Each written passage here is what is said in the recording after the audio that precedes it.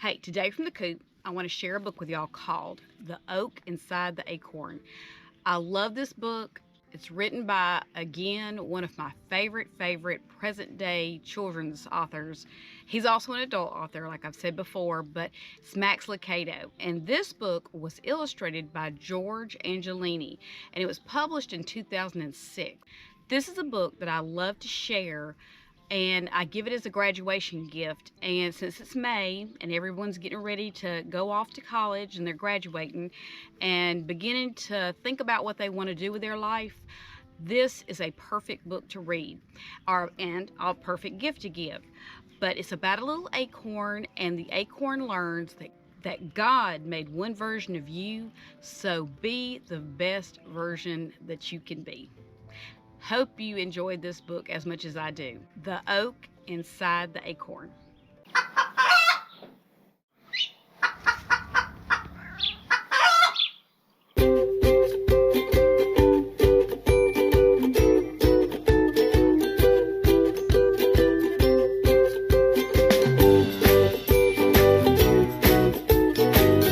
The Oak Inside the Acorn, written by Max Lucado, illustrated by George Angelini.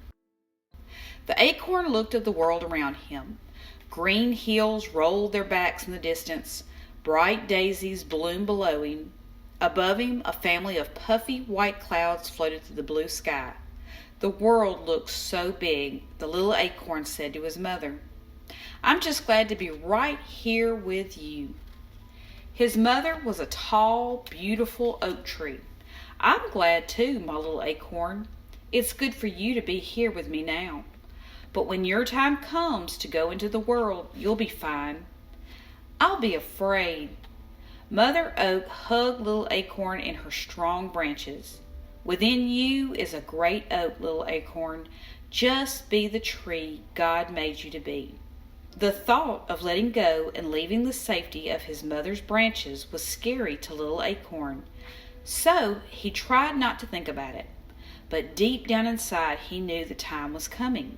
One by one his brothers and sisters had been letting go and saying goodbye. They had been afraid too, but their mother had assured them with the same words, "Within you is a great oak. Just be the tree God made you to be."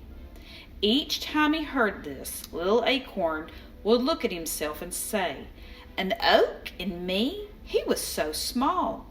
It was hard for him to believe he could ever be a tree. The time to let go came sooner than the little acorn wanted. It started with a bump. He was resting one summer afternoon, thankful for the coolness and the shadow of the leaves, when thud! The tree shook. His mother's branches trembled, and little acorn began to swing back and forth. A farmer's pickup truck had accidentally backed into the tree trunk. Little acorn had swung before, stirred by the wind, bumped by climbing kids. And each time he'd always held on, but not this time. He tried. He pressed his thin stem into the branch as hard as he could. It didn't work. He was a heavier acorn than he used to be, and his stem began to pull away from the branch. "Uh-oh, Mom!" "It's okay, little acorn," Mother Acorn assured him.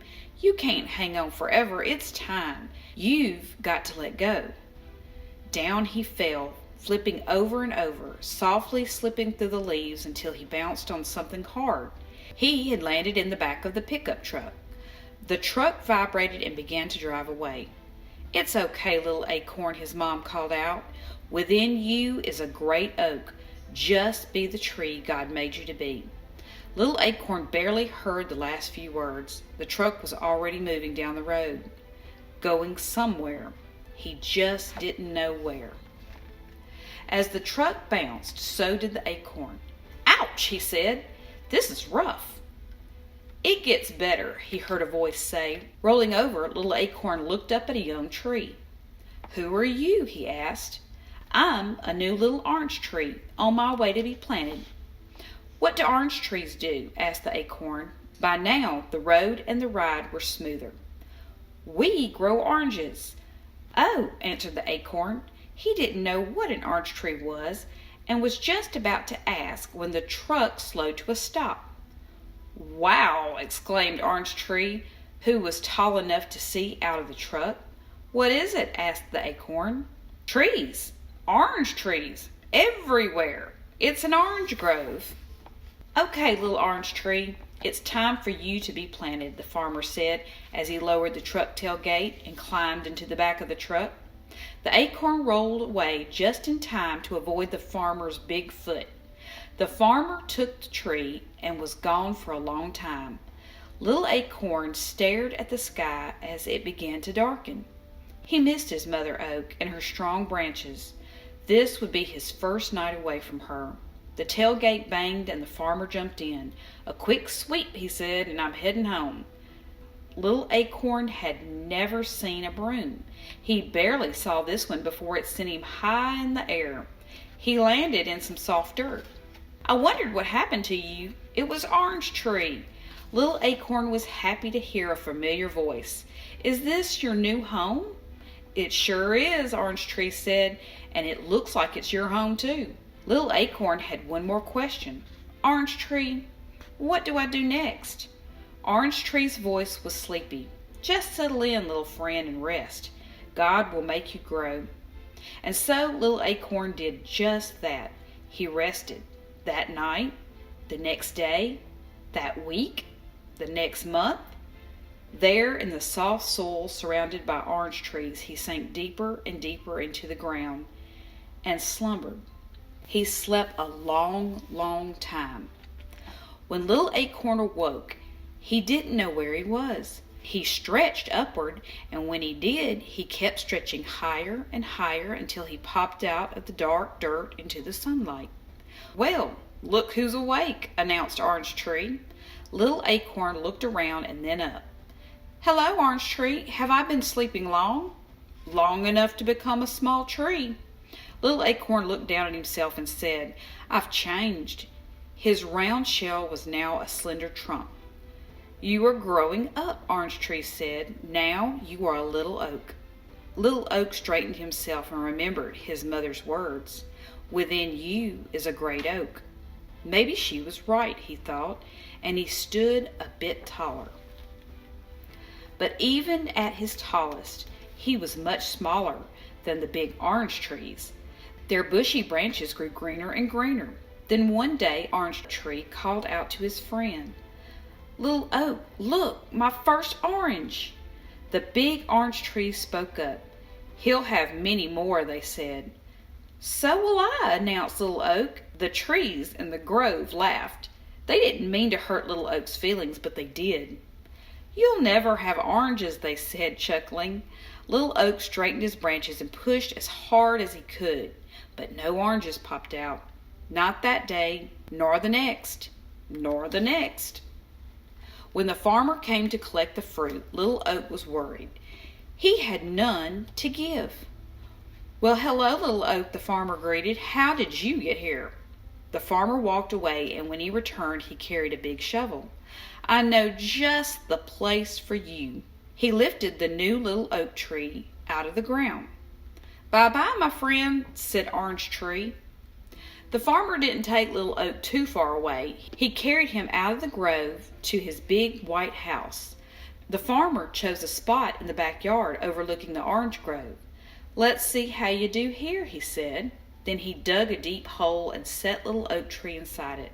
He placed dirt around Little Oak and pressed it tight around the tree's roots.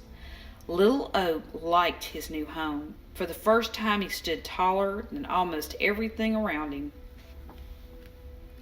Little Oak was stretching his roots into the dirt when he heard, "Hi, I'm Pink Petunia. Who are you?" Little Oak looked at the bright flower near the house. He started to answer, but Pink Petunia didn't give him time. "Rosie is next to the house." "Hi there," chirped Rosie. "Daisy is here too." "That's me," said the white and yellow flower. "Hello, little tree." Pink Petunia continued, "We are soft and smell sweet. What about you?" Little Oak didn't know how to answer. He knew he had no oranges. "Do you grow flowers?" Pink Petunia asked. Little Oak never remembered seeing flowers like roses or petunias on his mother. But still, maybe oaks did grow flowers. Maybe I could. Maybe that is what I'm made to do, he answered. So he tried, as hard as he could. Little Oak tried to grow flowers like his friends could grow. As the sun grew hotter, they unfolded into a rainbow of pinks, reds, and yellows. Little Oak, however, just grew taller. As the days grew longer, his roots grew deeper. Every day he tried to grow colorful flowers, but he never could. Pink Petunia could, so could Rosie, so could Daisy, but not Little Oak. Finally, Little Oak decided to rest. His branches were tired and drooping. His leaves were dropping. Even the flowers were sleepy. We're going to rest now, Little Oak, the flowers told him, and they did. The sky grayed and the day shortened, and the whole garden slept. While Little Oak slept, he dreamed. He dreamed of the days as a little acorn on his mother's branch. Deep in his sleep, he heard her soft voice. Within you is a great oak. Just be the tree God made you to be. When the sun warmed his branches, Little Oak awoke. He wasn't so little anymore. He could see farther. He had grown taller and wider. The winds didn't bend him as much. His branches were as big as his trunk used to be. Little Oak was becoming Big Oak. Many years passed, and each year he grew bigger and wider, wider and bigger, until everything in the farmer's yard looked up to him.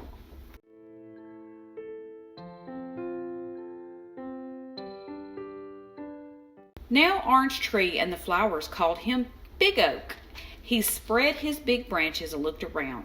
Orange Tree was taller too, but not as tall as Big Oak. Big Oak was taller than all his friends. They were wide, but not as wide as Big Oak. He was the tallest, he was the widest, but he still wondered what he was supposed to do. He couldn't grow oranges or flowers. He just grew bigger, and he didn't know why. Big Oak was just awakening from a long winter's nap, his leaves tiny buds, when a farmer brought 2 ropes and tied them to one of his strong branches. Close by, a little girl watched. Rosie Rose was puzzled. "What's it for, Big Oak?" "I don't know," Big Oak answered, but he soon found out. "Can I do it, Daddy? Can I swing?" "Go ahead," urged the man, and the little girl with bright blue eyes and hair the color of Daisy's flowers sat in the swing. Big Oak felt the tug, but barely. He was strong, and little girl was small. With her daddy's help, she swung forward, not too far, but farther the next day, and farther the next. By the time the sun was hot and the flowers were plenty, she could swing alone, kicking her feet higher and higher until she could see the roof of her house. Then back she would swing, back until she seemed to look straight at the ground. Big Oak loved the sound of the little girl's laughter, her footsteps running towards him, her squeals of delight as she swung higher and higher into the sky. Yes, Big Oak loved little girl. When she swung, she stood strong. When her daddy built her a treehouse in Big Oak's branches, Big Oak gladly held it. When little girl stretched out on the grass to watch the clouds float, Big Oak shaded her. She played in his branches, climbed his trunk, rested in his shadow, and together they grew, each year both taller, each year both stronger. When gray skies brought cold days, Big Oak slept and the swing hung silent and the playhouse stayed empty. When blue skies brought warm days, they laughed and played. Little girl talked and he listened, and at last Big Oak knew he had become the tree God made him to be. One day, little girl came to Big Oak with a little boy, though neither was too little. They sat on his branches and talked. Big Oak held them both, and they carved their name on his trunk. He didn't mind. Little boy pushed the swing, little girl laughed, and Big Oak protected them from the sudden rain. In time, little girl didn't swing so much. When she climbed into the treehouse, she sat more and played less. Little girl was becoming big girl. Big Girl now stood as tall as Big Oak's lowest branch. One day, Rosy Rose said to Big Oak, "She's growing up, Big Oak. She'll soon leave." Big Oak didn't answer, but he understood. Big Girl spent many blue sky days sitting on the ground, leaning back against Big Oak's trunk, and watched the clouds drift by. Big Oak knew Big Girl had a big question on her mind because she said things like, "I don't know what I'm supposed to be, and it's hard to let go, and how can I know who I am?" Big Oak wanted to talk to Big Girl. He knew just what to say. He would say, "Within you is a great girl. Just be the person God made you to be." "Orange trees grow oranges," he would say. "Flower plants grow flowers. And oaks grow tall enough for swings and strong enough for swinging and big enough to hold little girls until they become big girls." He wanted to, but he couldn't say the words. One day, Big Girl was so sad. The little girl who used to giggle in Big Oak's shade just sat, silent tears flowing down her cheeks. "It's hard to let go," she said. Big Oak was listening, and he had an idea. He looked down his branch at a little acorn. "I have a special job for you," Big Oak said.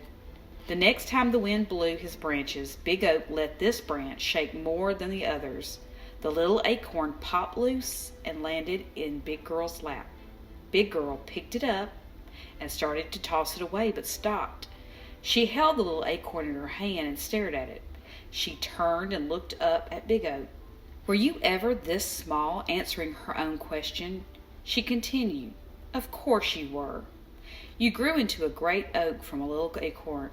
All you did was become what God made you to be." She looked again at the acorn, then back at the tree. Her eyes brightened. "Do you suppose that's what God wants me to do?" Big Oak wanted to shout, "Yes!" But he didn't have to. Big Girl stood and announced, "Of course he does. Now it's time for me to let go and become the person God made me to be." Big Girl smiled, placed the acorn in her pocket, and began walking away. But after a few steps, she stopped and turned. She looked at the swing, the treehouse. She looked at Big Oak. She walked over to him and placed a hand on his trunk. Without a word, she said goodbye. Without a word, Big Oak said the same.